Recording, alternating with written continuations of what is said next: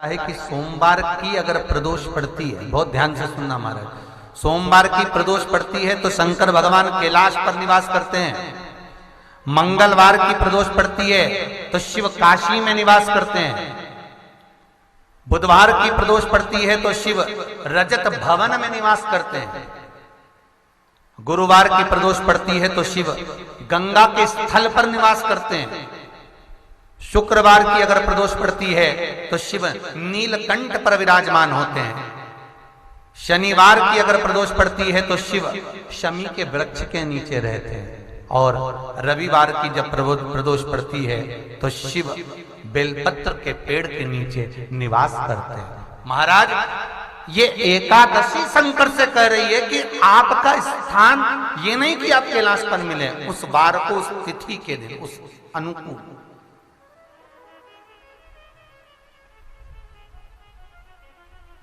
हमारे यहां कहते हैं सोमवार की जो प्रदोष पड़ती है वो इच्छा पूर्ति करती है। मंगलवार की प्रदोष रोग से मुक्ति देती है। बुधवार की प्रदोष कामना की पूर्ति करती है। गुरुवार की प्रदोष शत्रुओं का नाश करती है। शुक्रवार की प्रदोष सुख और शांति देती है। शनिवार की प्रदोष संतान का सुख देती है। और रविवार की प्रदोष जो काम दुनिया में कोई नहीं कर सकता वो अचूक फल की प्राप्ति रविवार की प्रदोष करा देती है। महाराज ऐसी प्रदोषों का नियम वर्णन किया चाहिए। भगवान कहते ठीक है तू थोड़ी देर खड़ी हो। एकादशी सम्मुख खड़ी हुई। पार्वती जी ने जिस अंगुष्ठ का जल पीने के लिए लिया था हाथ में, बस पीने ही वाली थी, शंकर भगवान ने वही हाथ में जल लेकर एकादशी के हाथ में उसको देकर कहा, ले ये मेरे द्वारा निर्मित एक व्रत है जिसे त्रयोदशी के दिन तूने मांगा है, मैं तुझे देता हूं। आज इस व्रत का फल मैं तुझे प्रदान करता हूं। अब तू जिस जीवात्मा को लेकर जाएगी उसका पाप प्रबल नहीं होगा।